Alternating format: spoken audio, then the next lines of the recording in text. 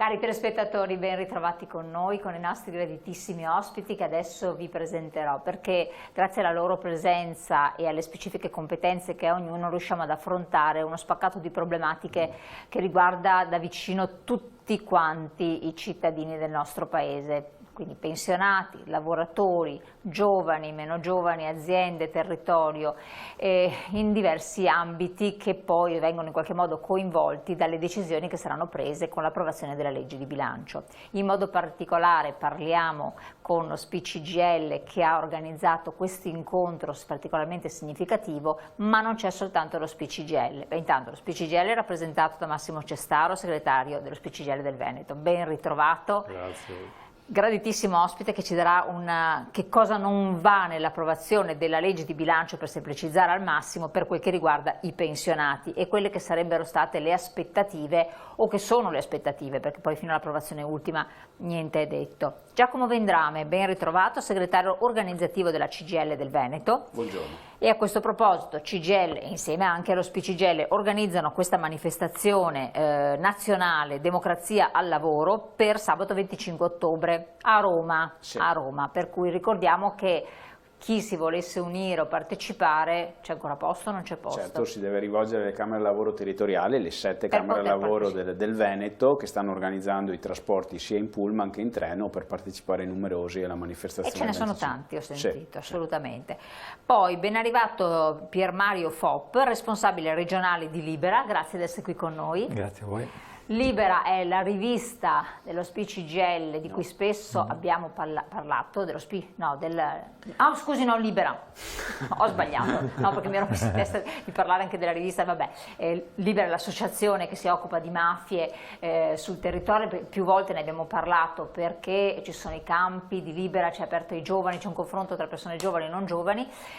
Ma io volevo invitare tutti quanti coloro che ci ascoltano, e lo ribadisco perché ci avete scritto, invece a iscrivervi a Liberetà, ecco perché c'è stato il misunderstanding, a Liberetà perché è una rivista molto interessante, tra l'altro parla di tutte le manifestazioni, analizza anche la situazione dei pro e contro della legge di bilancio, per cui è un'occasione importante, costa pochissimo, è molto utile e intrattiene, fa compagnia ma non soltanto, quindi informazioni allo SPI-CGIL. Era una nota che mi sono tenuta in conto perché so che alcuni me l'hanno chiesta. E invece abbiamo il piacere di avere collegata, purtroppo solo collegata, anche se speravamo di potesse essere in presenza, Mara Rumiz, responsabile Emergency Venezia. Grazie di essere qui con noi. Grazie a voi. E quindi ci racconterà anche alcuni aspetti molto interessanti che è bene affrontare insieme, ma non anticipo niente. Io vorrei intanto incominciare con lei, segretario. Questa manifestazione di cui forse non si parla tantissimissimo, perché è stata organizzata, come funziona e qual è lo scopo che vorreste ottenere? Noi vogliamo intanto sensibilizzare lavoratori, lavoratrici, pensionati e pensionate, tutti su una manovra di bilancio che reputiamo sbagliata da più punti di vista e poi entreremo nel merito. E quindi il primo obiettivo è questo. Il secondo è chiaramente poterla modificare questa legge di bilancio, perché come si diceva sicuramente l'iter è passato e anche abbastanza avanzato, ma come sempre deve essere il Parlamento poi che approva la legge di bilancio e vorremmo avere spazio per poter avere delle modifiche sostanziali, soprattutto che rispondano alle esigenze di chi noi rappresentiamo. Le parti sociali sono state interpellate, quindi avete avuto modo di dire la vostra in qualche modo? Le parti sociali sono state interpellate, però come sta succedendo da parecchio tempo è più un passaggio di comunicazione e non di vero confronto e di condivisione delle misure, tant'è che gli spazi per riuscire in qualche modo a concordare qualcosa non ci sono stati e quindi è stato un prendere e lasciare, da qui il nostro giudizio negativo, complessivo sulla manovra di bilancio, anche perché ci sono delle cose che riteniamo davvero sbagliate da più punti di vista. Allora, dopo entriamo nello specifico perché bisogna proprio capire cosa non vi va.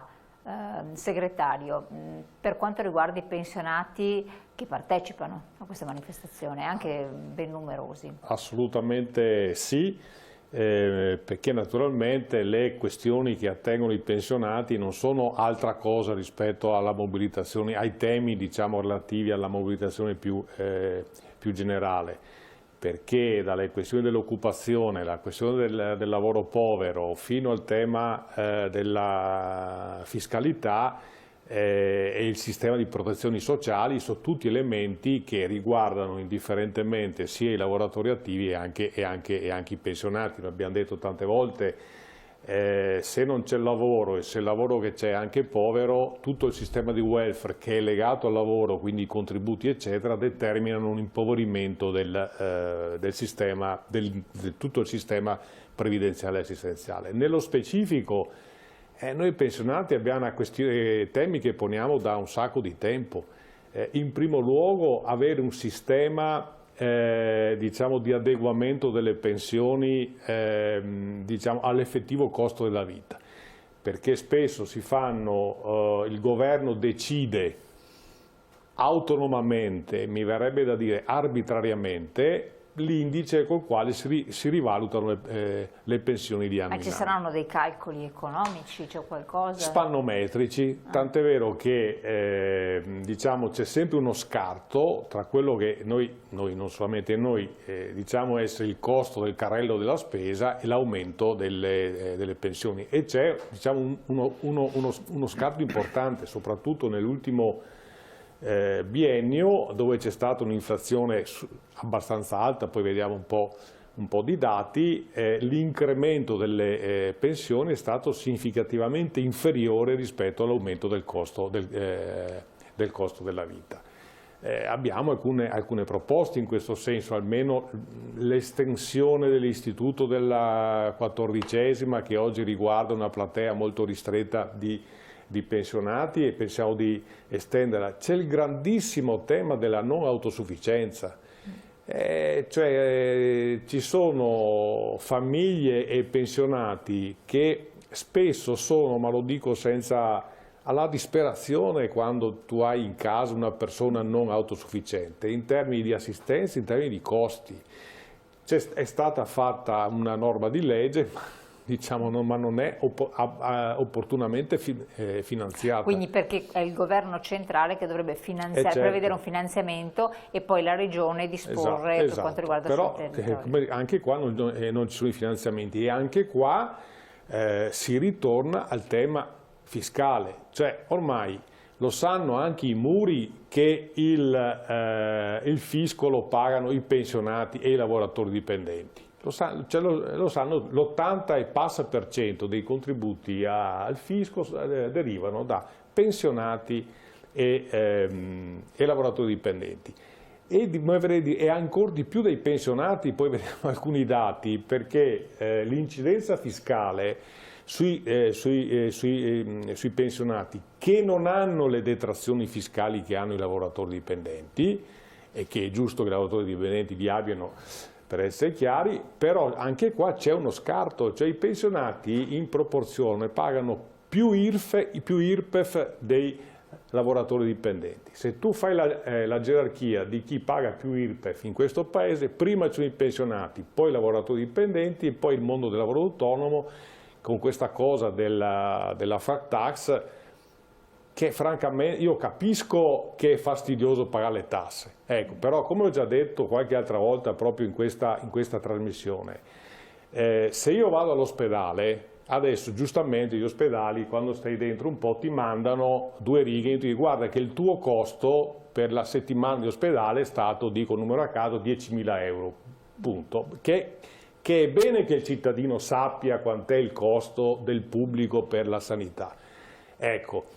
Quel costo vale per me e vale anche per chi ha la flat tax, cioè non è che se uno paga meno tasse quel costo è di meno, sempre 10.000 euro si paga, cioè il tema è questo qua. Allora io capisco che con l'imposizione fiscale che c'è è più carino se io pago qualche euro in meno di tasse, ma questa cosa non può andare avanti per sempre, cioè non puoi continuare a dire sempre che devi ridurre le tasse, perché poi il tema viene, e chi è che paga i servizi pubblici? Però di fatto siamo un paese dove la tassazione è altissima, e i servizi non sono efficienti. Diamo un'occhiatina all'evasione fiscale.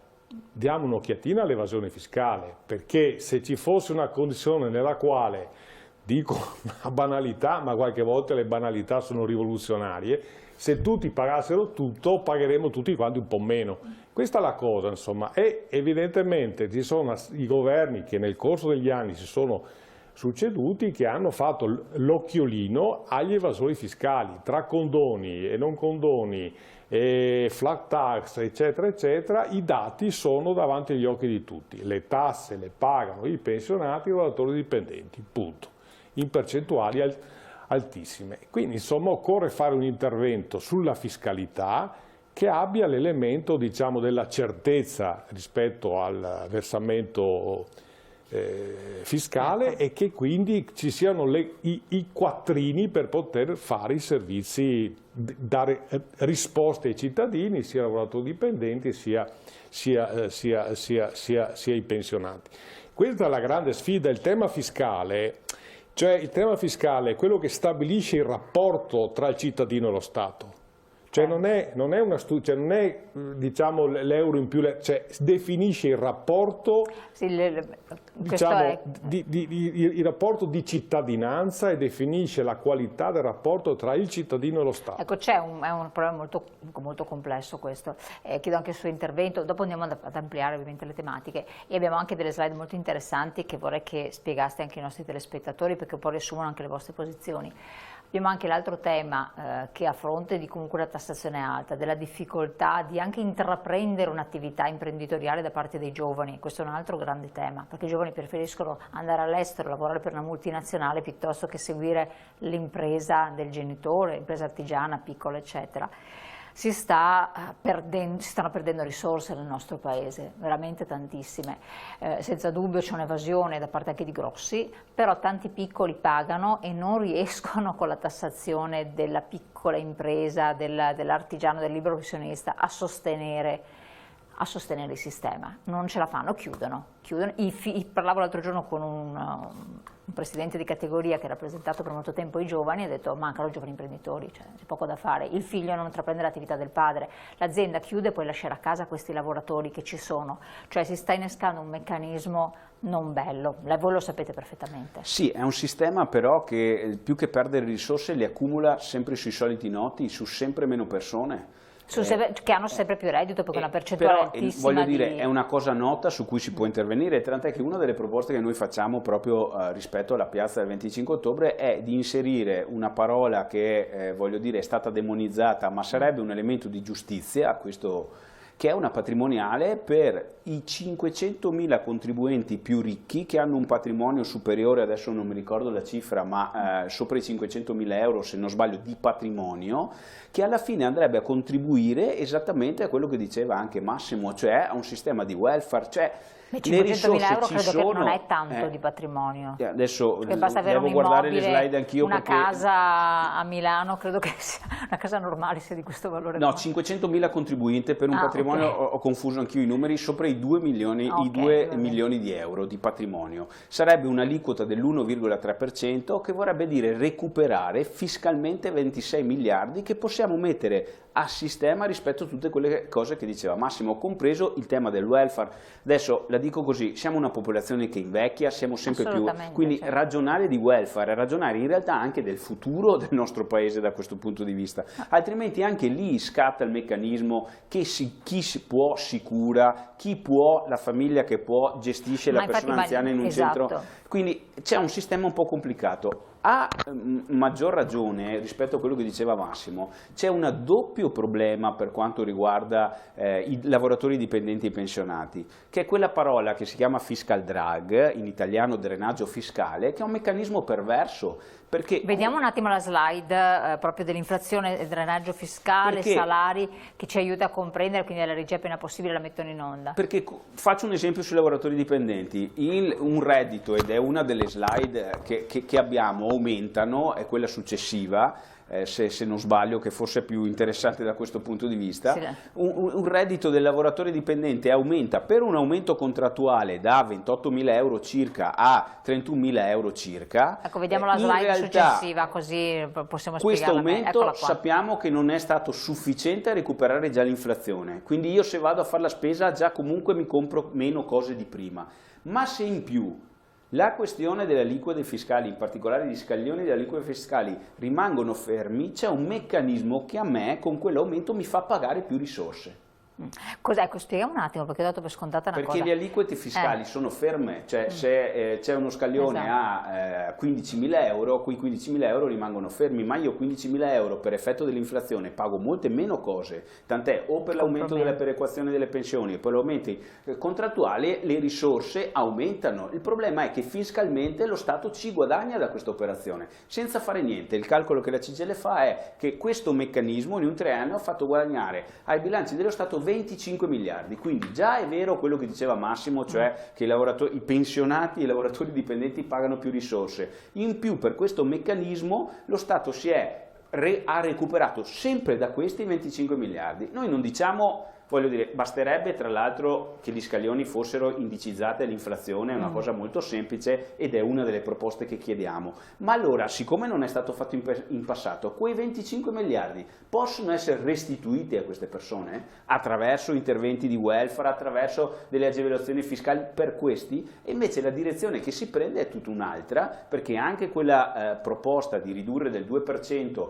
uno scaglione vediamo infatti la slide delle aliquote. 35, in realtà per un reddito da 30.000 euro stiamo parlando di una mancia, meno di una mancia al mese. Quindi la rimodulazione delle aliquote IRPEF, che possiamo anche vedere adesso tra poco a video, non è secondo voi... Ma no, è una risposta del tutto insufficiente, perché intanto Bisognerebbe... non recupera l'inflazione, non recupera il fiscal drag che ho appena spiegato, e per un reddito da 30.000 euro quella riduzione dal 35 al 33% vale 3 euro al mese. Vediamo di metterla in onda dalla regia. Non cambia nulla, non so come Eccola dire. Qua. È una mancia elettorale, si direbbe se fossimo in fase elettorale, per cercare di dire di aver fatto qualcosa a favore dei lavoratori dipendenti e dei pensionati. Ma così non è.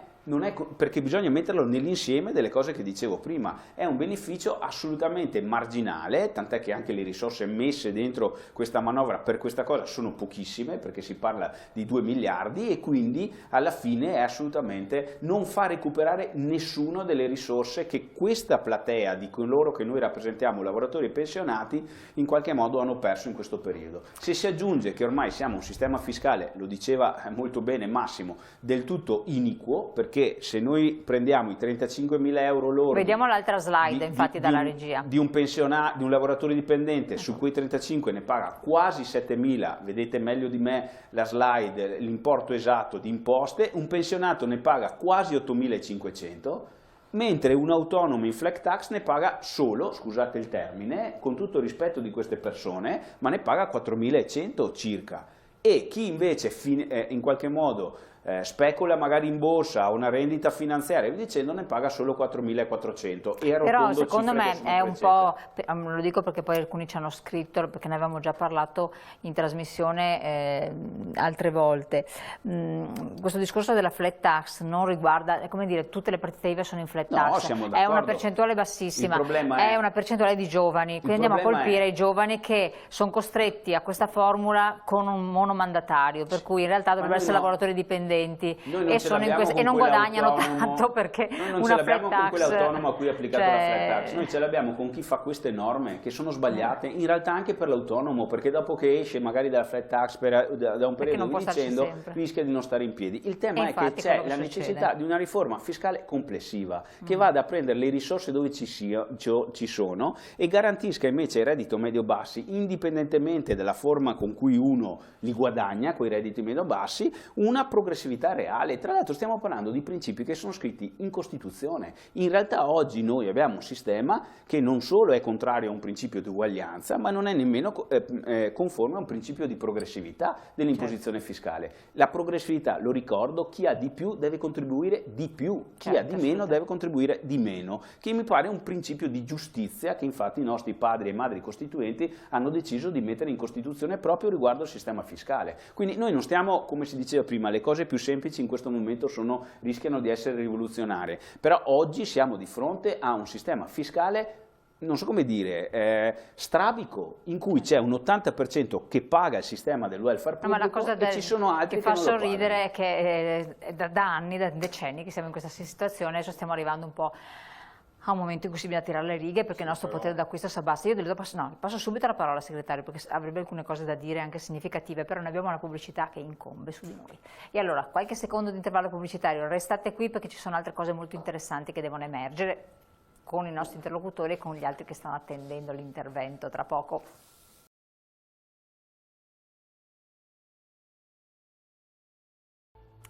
Allora, torniamo su questi temi. Do la parola a Massimo Cestaro perché giustamente doveva intervenire su questo problema delle aliquote fiscali. Non sì, ma soltanto. solo per una battuta, appunto, a parte il fatto che ormai questa cosa, insomma, che le tasse le pagano pensionati e loro dipendenti, ne parlano tutti, ma perché i numeri sono numeri, cioè non è che insomma uno può far finta che non ci siano, però stanno lì, insomma le entrate del fisco si leggono. No, la cosa che ci preoccupa, noi come sindacato, ma molto anche come sindacato dei pensionati, è che i giovani se ne vanno. Infatti quello che ho detto. Cioè, nel senso, se la retribuzione non è soddisfacente, uno se ne va, vedo questi che stanno al governo, eccetera, che sono terrorizzati dai migranti che arrivano, eccetera, e non sento nessuna preoccupazione rispetto ai giovani che sono il doppio dei migranti che arrivano, che se ne vanno. Ma ci sarà qualche ragione se un ragazzo di 20 anni, 25 anni sceglie di andare all'estero? Ci sarà una ragione, no uno. Stiamo parlando, dicono le stime, circa 100.000 giovani all'anno che se ne vanno verso altri paesi dell'Europa. Qualificati per giunto. E qualificati. Allora, figuratevi se noi non siamo d'accordo di fare anche tutti gli incentivi fiscali per i giovani che vogliono aprire un'attività, eccetera. Ma ci mancherebbe, insomma, nel senso, tappeti rossi ai giovani che vogliono misurarsi col mercato, investire, eccetera, eccetera, aprire attività. Ma se questi se ne vanno, ma ci sarà un tema, la politica dovrà porselo questo tema qua, di ragazzi e ragazze che questo paese ha formato, ha speso dei soldi, le famiglie hanno speso dei soldi, perché anche qua l'università da qualche anno ha cominciato a diventare per ricchi, perché le tasse universitarie, i libri scolaari costano molto, ma molto di più rispetto a qualche anno fa, quando io ero giovane, dove l'università era quasi gratuita. Adesso è un costo, cioè si sta determinando una condizione per cui le famiglie molto spesso non riescono a sostenere gli studi dei figli, e penso che questo sia un problema per questo Paese.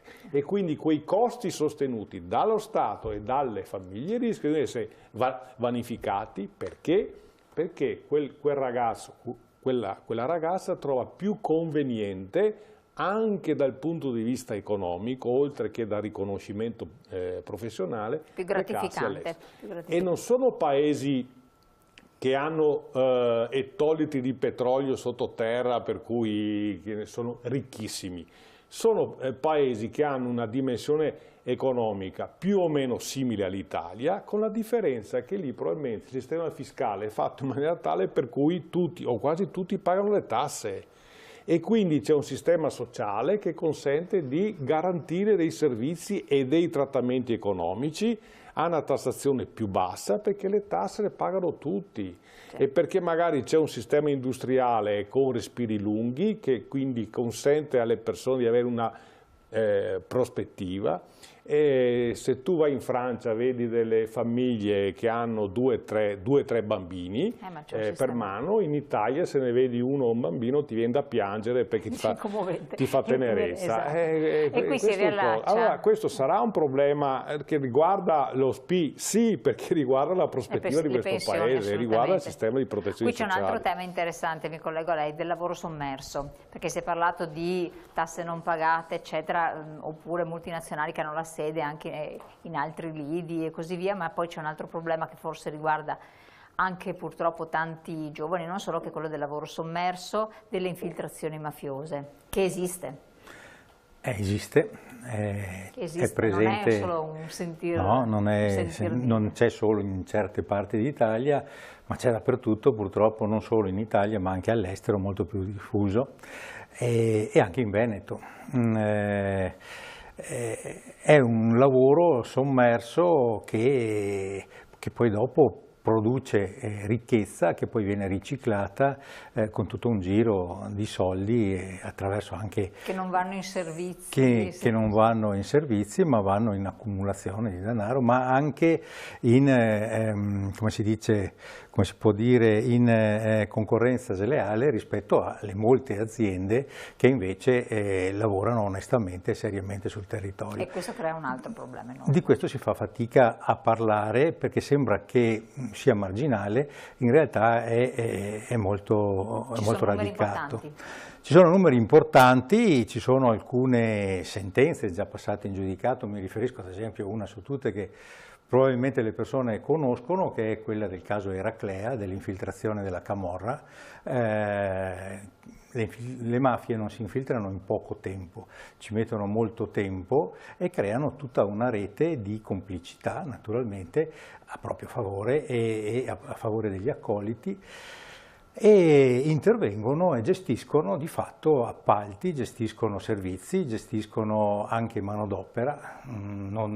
È quasi quotidiana, insomma, la denuncia che riguarda la CGIL, diciamo, approfondisce con il suo settore FLAI questo aspetto, ma del caporalato, che non è solo in agricoltura ma è anche nell'industria, nei servizi, e questo è un grosso problema. Io do alcuni dati, sì, che sono reati spia che ci sono in Veneto, che Libera, che è Associazioni Nomi e Numeri contro le mafie, ha elaborato a livello nazionale ma anche del Veneto, che possono essere interessanti. I reati spia sono i reati di usura, estorsione, riciclaggio. Cioè spia vuol dire quei reati che fanno percepire la presenza esatto, di organizzazioni criminali o mafiose. Recentemente c'è stato l'arresto di due persone a Cortina, l'hanno visto, insomma lo sanno penso tutti, che stavano cercando di infiltrarsi nel sistema economico del turismo cortinese, ma non solo, anche condizionare la politica e infiltrarsi nelle mafie. Ma nel Veneto ci sono 27.000 casi di reati spia, 743 estorsioni, 62 di riciclaggio, 2 di usura, 21.000 truffe. Sono numeri questi che rappresentano però ovviamente dati che sono emersi grazie al lavoro della magistratura e delle forze dell'ordine, ma sono la punta dell'iceberg, questo purtroppo. Ecco, chiedo un po' l'intervento del sindacato. Perché a fronte di reati spia c'è chi commette questi reati, chi li subisce, chi è invischiato inizialmente anche involontariamente in certi meccanismi, perché conosciamo le storie di imprenditori, è cominciato poi il tutto anche nel periodo della grande crisi, che presi col cappio alla gola, pur di ottenere finanziamenti che le banche non davano, sono rivolti a chi prometteva e poi si sono trovati in meccanismi e sistemi veramente perversi, portandoli anche alla disperazione di loro stessi, a togliersi la vita, insomma è successo di tutto e più, e dietro ci sono stati in molti casi anche sistemi mafiosi, di mafie organizzate. Tutto questo può incancrenire, far ammalare anche il sistema delle aziende? Assolutamente sì, perché intanto la concorrenza sleale è un tema reale.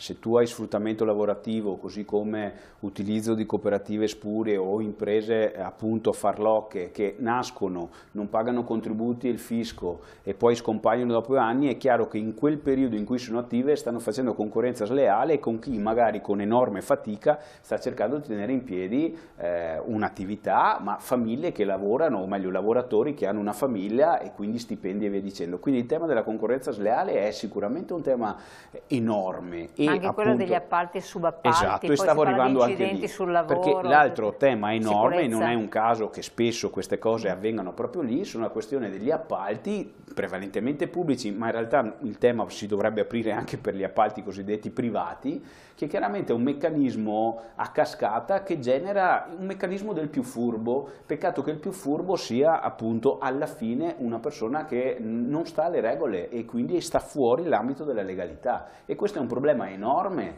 ed è un problema che la politica, le istituzioni devono prendere seriamente, permettetemi anche in Veneto, perché sicuramente qui, voglio dire, prendo le parole che Libera ci ha insegnato, qui non abbiamo la mafia con la lupara e voglio dire che fa un certo tipo di attività, hai invece una criminalità organizzata che si infiltra un sistema economico e genera un sistema economico parallelo che mangia piano piano quello onesto di tutti noi, e questo è un problema che interessa tutti e bisogna prendere seriamente. Certo, ma poi parlando appunto di fiscalità e di tasse da pagare, molte volte ci può essere l'allettamento, no, di trovare delle vie che sembrano apparentemente più semplici e poi in realtà ti portano a invischiarti in meccanismi perversi. Assolutamente sì, però ecco, ripeto, cioè la sensazione ormai abbiamo tutti, ma insomma sostenuta da numeri, da dati, insomma, è che qui bisognerebbe, cioè questo è un paese che ha bisogno di una svolta, insomma,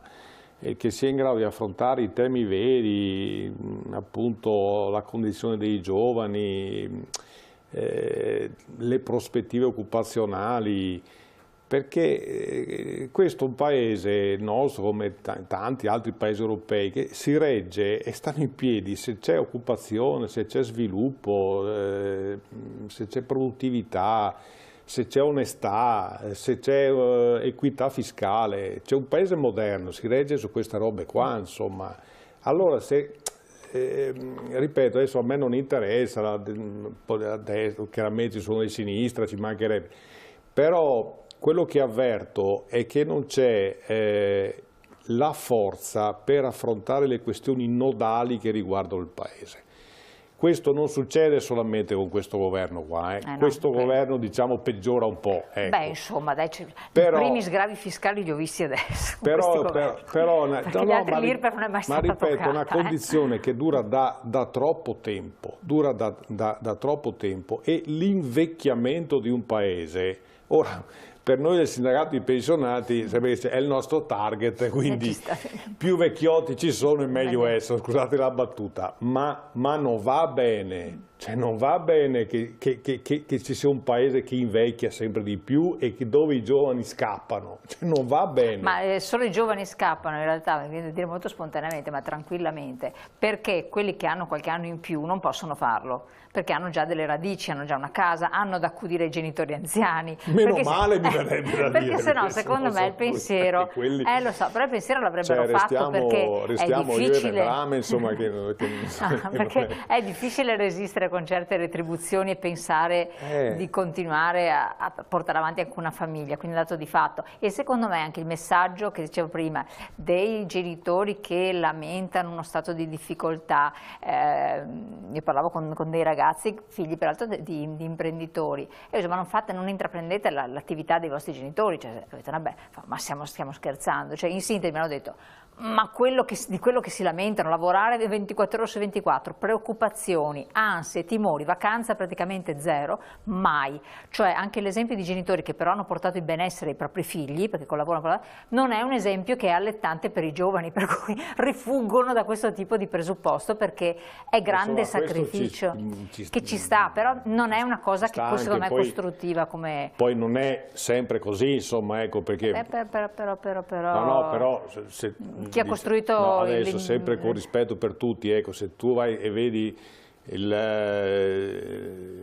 l'etichetta di un notaio, sotto c'è Mario notaio, Maria notaia, la professionista, io sto parlando di aziende. Non è che tutte le professioni tutte quante uguali, poi magari sui genitori sono fatto un mazzo tanto e quindi può darsi anche che il figlio abbia voglia di fare altre cose, ma questo è nell'ordine delle cose, insomma, ecco, questo diciamo è abbastanza normale che una generazione guardi, diciamo, con qualche riserva alle generazioni precedenti, no?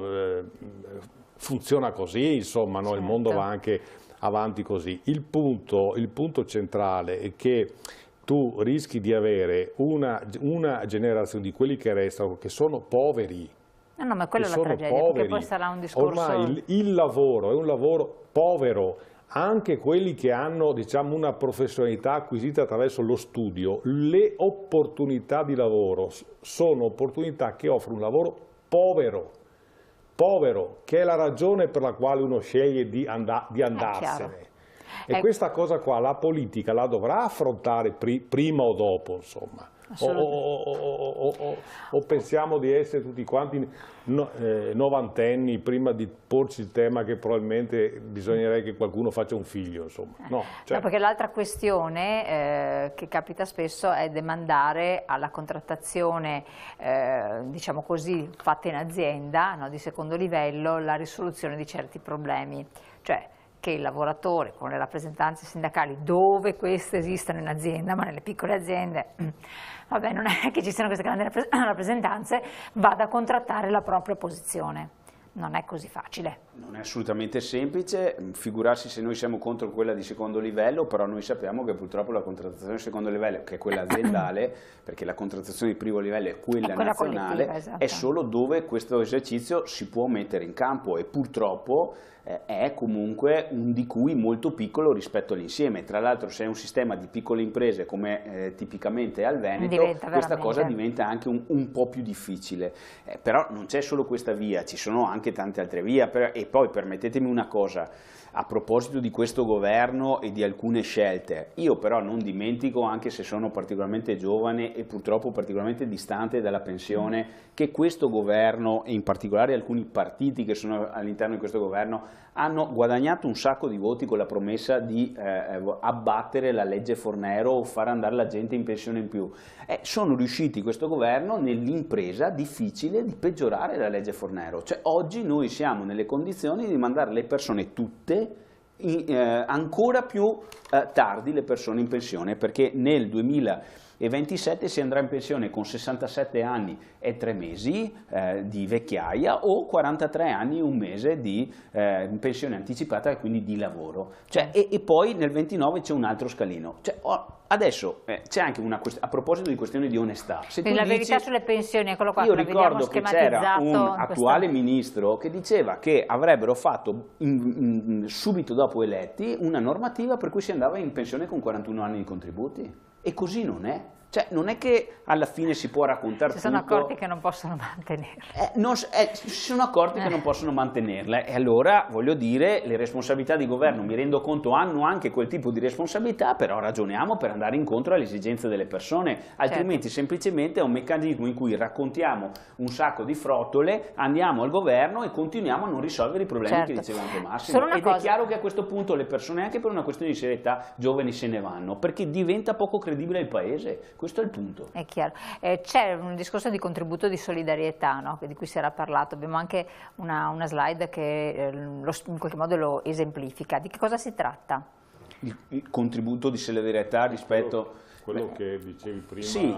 È la famosa, lo chiamiamo contributo di solidarietà patrimoniale, è una pressione fiscale su patrimoni particolarmente alti, 2 milioni di euro. Quindi quando si va a parlare di contributo di solidarietà... Altra cosa rispetto alla domanda che facevi prima, stiamo parlando di patrimoni netti, ok? Quindi la differenza tra il netto e il passivo e tra l'attivo e il passivo deve essere netto, oltre, tant'è che il numero di contribuenti che ha un patrimonio è piccolo, stiamo parlando di 500.000 persone, sono quei soggetti che non stanno male, non so come dire, che ne hanno risorse. Allora, un contributo dell'1%, l'1-2%, che possa alimentare in qualche modo risorse voglio dire, nei confronti, per alimentare politiche nei confronti dei giovani, politiche che vanno a sostegno del welfare, delle difficoltà delle famiglie, penso sia una questione di giustizia. Altri paesi l'hanno fatto senza tanto clamore, tra l'altro. Giustizia fiscale, prima di andare in pubblicità mettiamo anche la schema, lo slide della giustizia fiscale di cui appunto si sta parlando, che voi invocate in qualche modo che venga attuata. Vediamolo un attimo insieme, eccolo qui. Quindi una vera riforma fiscale, voi la chiedete secondo i principi costituzionali, il prelievo delle risorse dove sono presenti e uno stop alla flat tax, quindi ai condoni, alle sanatorie e ai concordati. Questo in grande sintesi quanto anche esposto i nostri ospiti. Allora andiamo un po' in pubblicità qualche secondo, poi ritorniamo, vorrei dare la parola anche alla nostra ospite collegata, poi ancora naturalmente a chi rappresenta, diciamo così, le criticità del nostro paese, anche del nostro nord-est, ma tra poco. Rieccoci insieme. Allora, voglio dare appunto la parola a Mara Rumiz. Mi sente? Sì, la sento. Perfetto. Grazie per l'invito. e buon pomeriggio a tutti. Buonasera anche a lei. Ci sono due temi in modo particolare, quello della sanità, di cui comunque abbiamo parlato perché attraverso il problema dei pensionati e anche dei lavoratori emerge sempre, e poi quello del riarmo. Certo. Allora, partiamo dalla sanità e direi del welfare complessivo. Voi sapete che Emergency è nata oramai 31 anni fa, nel 1994, è nata per volontà di Gino Strada e di sua moglie ed è nata durante la guerra in Afghanistan per portare cure, per curare le vittime della guerra e della povertà.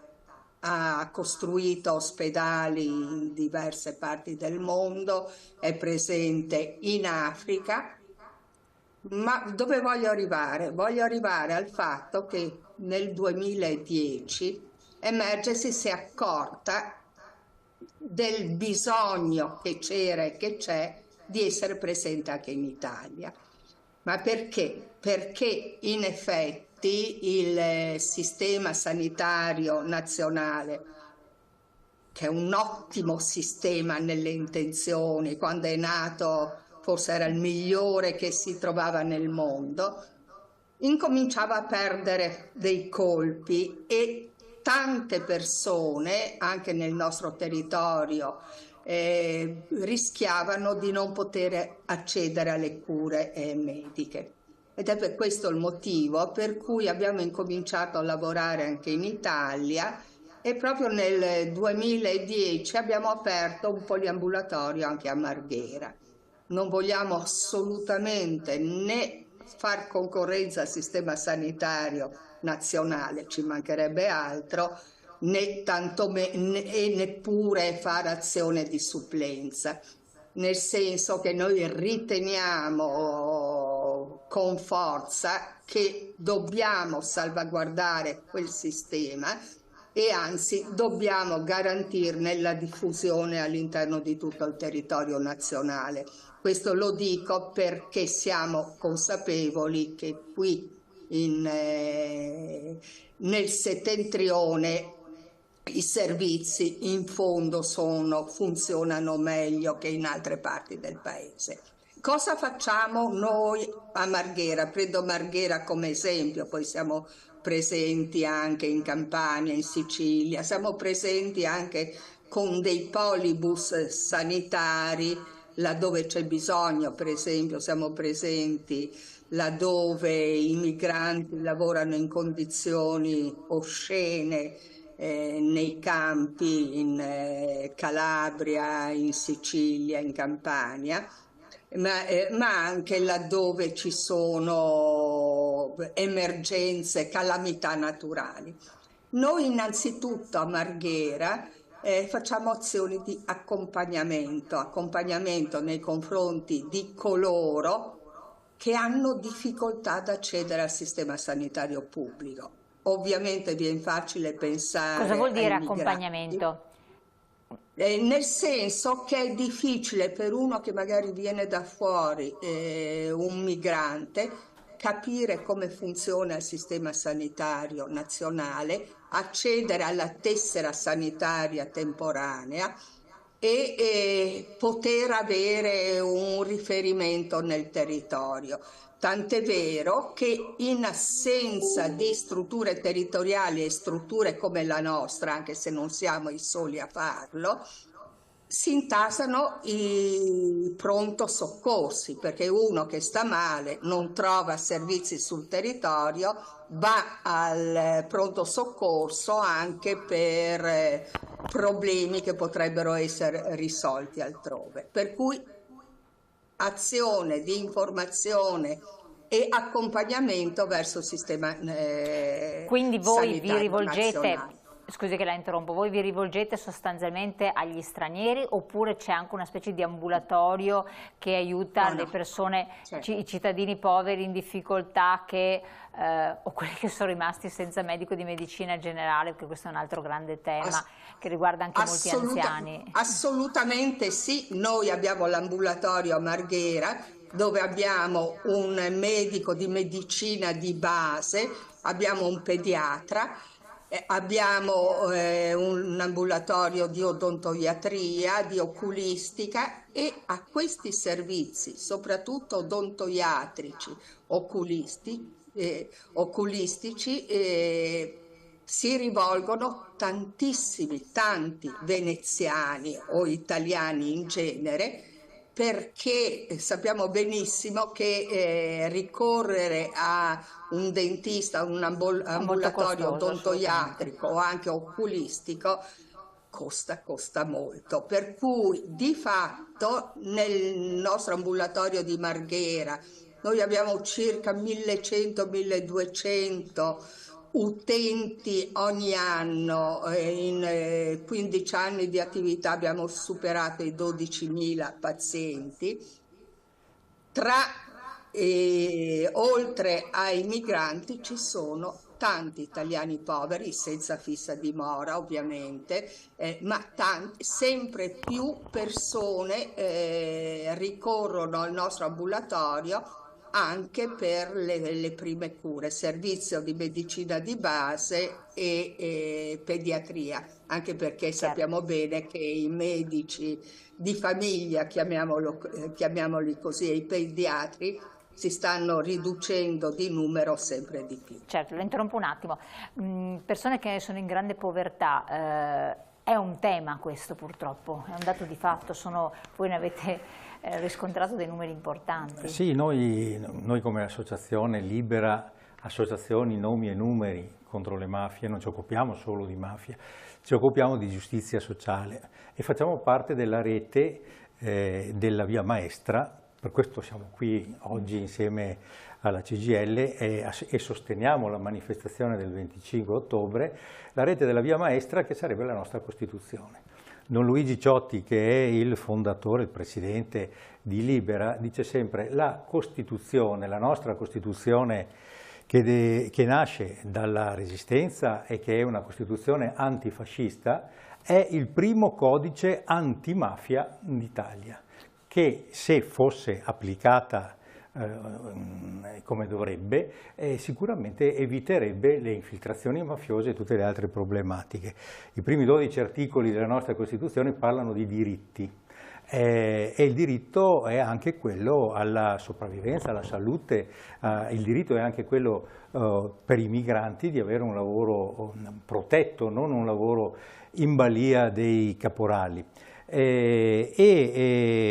Noi come Libera quest'anno, che è il 30° anniversario, abbiamo una campagna, stiamo facendo una campagna che si chiama Fame di verità e giustizia, che tocca 11 punti, li dico velocemente. Il primo ovviamente è la verità e giustizia per le vittime innocenti delle mafie, ma poi c'è il tema dei beni confiscati.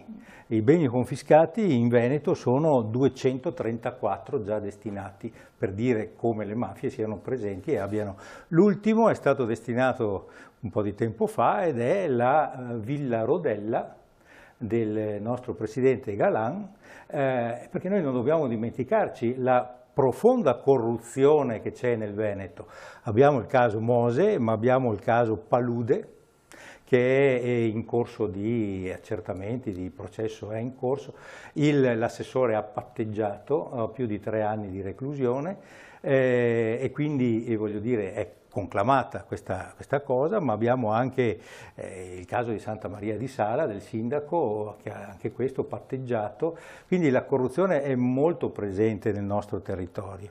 E poi quindi dobbiamo rafforzare gli strumenti di indagine, dobbiamo pensare che la magistratura e le forze dell'ordine hanno bisogno di quello che chiedono, che non è la separazione delle carriere, ma è completare i ranghi che sono al momento sotto del 30% in tutta Italia, come anche gli investigatori.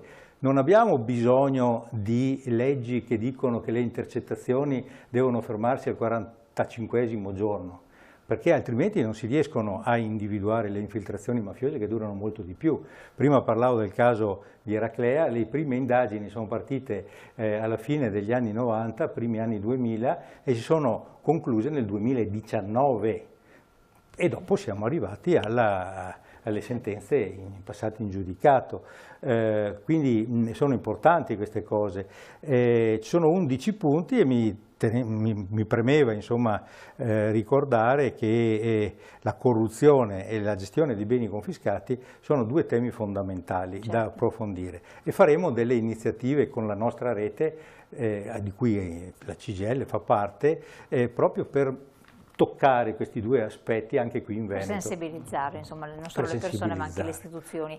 No. A questo proposito sempre mi rivolgo al Mara Rumiz, quindi alla responsabile Emergency Venezia. C'è anche un discorso che a voi tocca molto che riguarda il tema del riarmo.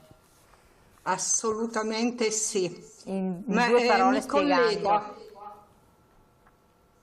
Mi collego a quanto diceva il rappresentante di Libera quando parlava di un'attenuazione dei diritti. Allora, anche il discorso del riarmo si inserisce in quello che è una prassi che sta diventando, che si sta consolidando, no? Ricordiamo tutti che alla fine della Seconda Guerra Mondiale i diversi stati si erano messi insieme per costruire un sistema normativo e di organismi proprio per cercare di prevenire le guerre e risolvere i conflitti tra gli stati attraverso la diplomazia, attraverso altri strumenti che sono la conoscenza, la condivisione, la cooperazione. A me pare che oggi si stia facendo carta straccia di questo insieme di normative e di istituti, sto pensando all'ONU, alla Dichiarazione Universale dei Diritti, e per risolvere i conflitti, le controversie tra gli stati si veda come unico strumento la guerra. E guerra poi significa modificare nel concreto anche l'assetto sia democratico sia l'economia, no? Per cui attualmente si parla di riconversioni di industrie al fine bellico, i bilanci dei diversi stati destinano sempre maggiori risorse al riarmo, e questo per forza di cose comporta un indebolimento, un impoverimento del sistema del welfare. Ma questo è un problema di carattere internazionale, più che, cioè, noi dobbiamo sottostare a decisioni che riguardano il sistema Europa e non soltanto, per cui non è che uno si può sottrarre arbitrariamente. No, assolutamente, infatti non è un caso che io stessi parlando di un sistema internazionale che poi ha influenza poi anche all'interno dei diversi stati. C'è chi dice, anzi lo dicono quasi tutti, è necessario armarsi non per attaccare ma per difendersi.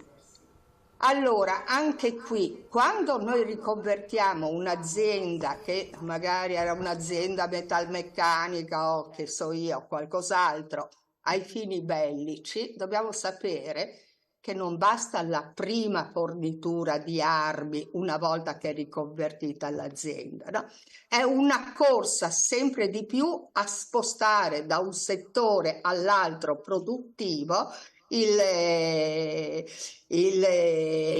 riarmo, per cui questo poi rischia di generare una conflittualità che continua nel tempo, una conflittualità che rischia anche di essere all'interno dello stesso continente a cui apparteniamo, perché se improntiamo l'economia al riarmo, cioè voi proponete al che consumo, cosa? Io lo interrompo perché il tempo vola. Voi cosa proponete? Proponiamo di riprendere in mano gli altri strumenti, appunto la diplomazia innanzitutto, la cooperazione, la conoscenza tra i popoli. È stata attivata ma non ha funzionato. funzionato. La diplomazia Come? è stata utilizzata ma non sta funzionando. Ma perché non la si vuole far funzionare? In fondo noi dalla fine della seconda guerra mondiale, sto pensando non solo all'Italia, all'Europa, la mia generazione, che è ovviamente ho tanti anni, ma ha vissuto fino a 3 anni fa in una situazione di pace relativa, aggiungo, perché nel mondo ci sono almeno un'altra cinquantina di conflitti, ma in Europa, insomma, il discorso della diplomazia. Io le faccio assunto, cercare di far funzionare, voler far funzionare la diplomazia. Non solo la diplomazia, ma anche la conoscenza. Per esempio, parlavamo di giovani, l'Erasmus è uno strumento che aiuta anche a prevenire i conflitti. Quando ci si conosce, si lavora insieme, si studia insieme, è più difficile poi arrivare a farsi la guerra. Grazie, la ringrazio moltissimo, siamo proprio in giro di chiusura. Segretario, manifestazione quindi organizzata, la priorità è un'agenda sociale. Vediamo anche la slide a questo riguardo. La priorità è un'agenda sociale e andare incontro a quei bisogni che si sono espressi qui su più punti. Abbiamo la necessità che i governi e la legge finanziaria, la legge di bilancio che dovrebbe mettere in campo le risorse per le politiche per rispondere a quei bisogni siano indirizzati verso le persone. Il tema del riarmo non è un tema secondario, io lo riprendo perché è vero che ci sono dei vincoli ma non sono obbligatori. Ci sono paesi che hanno fatto altre scelte politiche, mi riferisco alla Spagna ad esempio da questo punto di vista. È una scelta che il nostro governo deve fare in maniera trasparente. Vuole dare 23 miliardi alle banche e alle armi o vuole dare 23 miliardi per fare ospedali, per fare stipendi, per mandare le persone prima in pensione? Il tema della questione delle politiche internazionali e degli equilibri internazionali sicuramente è delicato, ma come si diceva bisogna avere la volontà politica di risolvere i conflitti per vie che siano pacifiche, perché con la guerra ci perdiamo tutti. Il nostro governo sta facendo altre scelte, sta mettendo le risorse su un riarmo che, permettetemi, la storia ci insegna che nel momento in cui si investe nelle armi, a un certo punto le armi vengono usate, e non solo per la difesa, ahimè, e questa è la storia che ce lo insegna del secolo scorso da tanti punti di vista. Quindi noi siamo in piazza anche per questo, il 25 ottobre, per chiedere che invece il governo risponda all'esigenza e quei nodi che come Paese affliggono appunto le persone che ci vivono. Il tema giovani, il tema di una vecchiaia che deve essere serena e quindi il tema della non autosufficienza, il tema del lavoro che non può più essere povero, ma sul quale invece bisogna tornare a investire con un innalzamento dei salari e garantire che un lavoro sia più stabile possibile, perché la piaga della precarietà è una piaga che va contro tutti, comprese le aziende. Assolutamente, una battuta di chiusura, segretario. Noi non abbiamo tanti strumenti a disposizione. Ecco, quello che abbiamo a disposizione sono le manifestazioni che facciamo, sono gli scioperi che facciamo. Quindi voi auspicate che con questa manifestazione o altre, se ce ne saranno, finché il tempo c'è, di sensibilizzare, diciamo così, la politica. Però che cosa? Perché quando si parla di legge di bilancio si parla proprio di soldi, sì, ma di equilibri. Diciamo, le persone avranno visto che da un po' di tempo che stiamo mettendo in campo tante iniziative, e non ultime, insomma, queste straordinarie manifestazioni sono state fatte per la pace rispetto alla Palestina. Anche qua mi permette una battuta. Io non conosco un imprenditore che fa lavatrici se non sa che quelle lavatrici vengano vendute e utilizzate. Certo. Ecco. E un imprenditore che fa armi le fa perché sa che quelle armi verranno vendute e utilizzate. Le persone devono averla chiara questa cosa. Ecco. Quindi diciamo che l'aumento esponenziale di investimenti verso le armi porterà inevitabilmente all'utilizzo delle armi, insomma. E non per sparare i fagiani, insomma, ecco, che comunque con tutto rispetto per i fagiani ovviamente, per sparare alle persone, per sparare alle persone. Quindi insomma attenzione su questo. Chiaramente la manifestazione che noi facciamo il 25 scala rispetto ai temi della finanziaria, le prospettive diciamo contingenti, ma abbiamo, come sono state in tutte le nostre iniziative, un respiro molto più lungo e un respiro molto più largo, che riguarda ai sistemi democratici nostri, di dove va l'Europa, di dove va il mondo, e siamo in compagnia di tante altre organizzazioni che in giro per l'Europa abbiamo visto appunto anche Libera, no? Immagino che partecipa. Libera parteciperà perché fa parte della rete della Via Maestra e ci tiene che tutti questi temi che sono stati evidenziati oggi vengano Partecipa anche Emergency? Sì, partecipiamo come abbiamo partecipato alle ultime manifestazioni promosse dalla CGIL. Grazie. Con tanti altri, certo ci saremo sui temi dei diritti, della difesa del welfare, del no alla guerra, ci siamo sempre. Grazie mille. E allora grazie Mara Rumiz, responsabile Emergency in Venezia, grazie a Pier Mario Foppo, responsabile regionale di Libera, grazie a Massimo Cestaro, segretario Massimo Cestaro, Giacomo Vendrame, segretario organizzativo CGIL del Veneto, e Massimo Cestaro, segretario dello SPI CGIL del Veneto, per il vostro impegno, l'attività e per aver anche spiegato e reso partecipe tutti quanti voi telespettatori di una manifestazione di cui forse non tutti avevano chiare neanche a volte il fatto che venisse organizzata, ma soprattutto anche le linee sono tante quelle che vengono prese in considerazione.